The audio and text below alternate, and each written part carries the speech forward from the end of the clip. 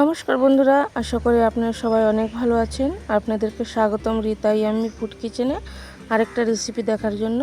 তো আজকে আমি করে দেখাবো বাটা মাছ আলু দিয়ে ভুনা। তো এই তরকারিটা খেতে অসম্ভব স্বাদ হয়। তো এই যে আমি বাটা মাছ নিয়ে নিয়েছি, আমি মাথাটা ফেলে মাছটা কেটে পরিষ্কার করে ধুয়ে নিয়েছি।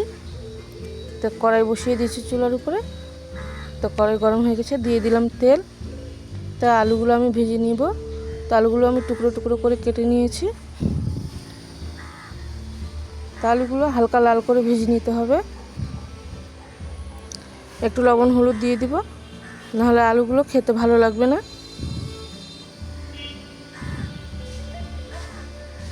এবার ভালো করে নেড়ে নেড়ে আলুগুলো ভেজে নিতে হবে।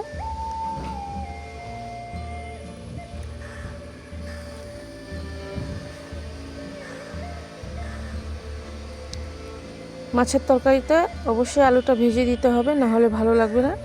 এই যে আমি হালকা কালার এনে ভেজে নিয়েছি। এবার সব তুলে নিব।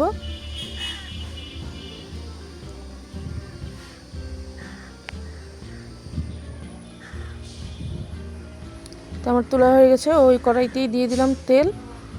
এবার মশলা দিয়ে দিব। তো এখানে আমি কালো সরিষা, জিরা, শুকনো মরিচ, পেঁয়াজ, রসুন একসাথে ব্লেন্ডারে বেটে নিয়েছি। ভালো করে নেড়ে মশলাটা কষিয়ে নিতে হবে। এখন পানি দিব না, আগে ভালো করে মশলাটা তেলের সাথে কষিয়ে নিতে হবে। তো এবার লবণ হলুদ দিয়ে দিব। তো প্রথমে লবণ দিয়ে দিলাম স্বাদ মতো। তো ভালো করে নেড়ে এবার হলুদ দিয়ে দিব। 1.5 চামচ হলুদ দিয়েছি। ভালো করে নেড়ে ঢাকনা দিয়ে ঢেকে দিব। এবার কিছুক্ষণ পর ঢাকনা তুলে আবার ভালো করে নেড়ে দিচ্ছি। তো এইভাবে কিছুক্ষণ মশলাটা কষিয়ে নিতে হবে তেলের সাথে।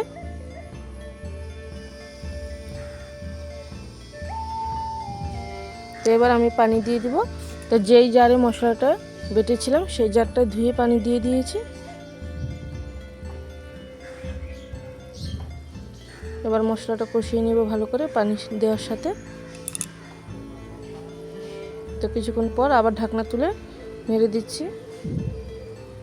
তো মশলার উপরে তেল উঠে এসেছে, মশলাটা কষানো হয়ে গেছে।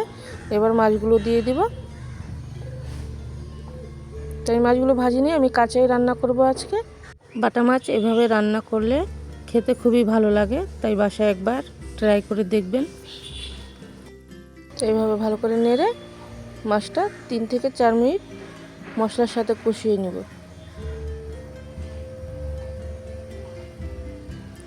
অবশ্যই চুলার আঁচটা লো রাখতে হবে। তো আমি ম্যাজিক চুলায় রান্না করছি। তো কড়াইটা ধরে এভাবে ঝাঁকিয়ে দিতে হবে।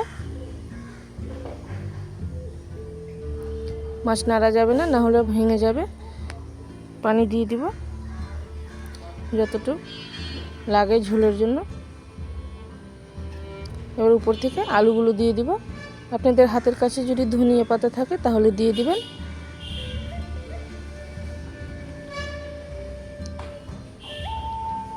আমি খুব আলতো হাতে নেড়ে দিচ্ছি যাতে মাছগুলো ভেঙে না যায়। এভাবে খুব আলতো হাতে নাড়তে হবে।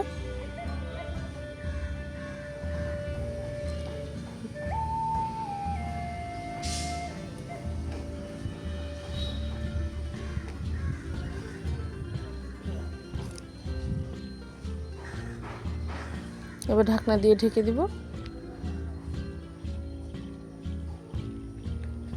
তো তরকারিতে বলক চলে এসেছে। এবার আমি আবার একটু নেড়ে দিচ্ছি।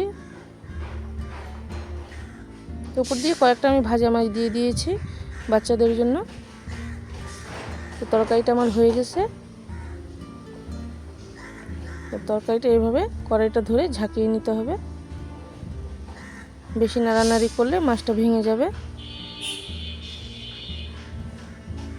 তরকারি আমার হয়ে গেছে, ঝোলটা আমি কমিয়ে নিয়েছি। তো দেখুন ফাইনাল লুক। তো আপনাদেরকে অনেক অনেক ধন্যবাদ আমার ভিডিওটা দেখার জন্য। আমার ভিডিওটা যদি একটুকু ভালো লেগে থাকে তাহলে লাইক কমেন্ট সাবস্ক্রাইব করবেন। আপনারা ভালো থাকবেন, সুস্থ থাকবেন। আজ বিদায় নিচ্ছি এখানে, ফিরে আসবো অন্য একটা রেসিপি নিয়ে।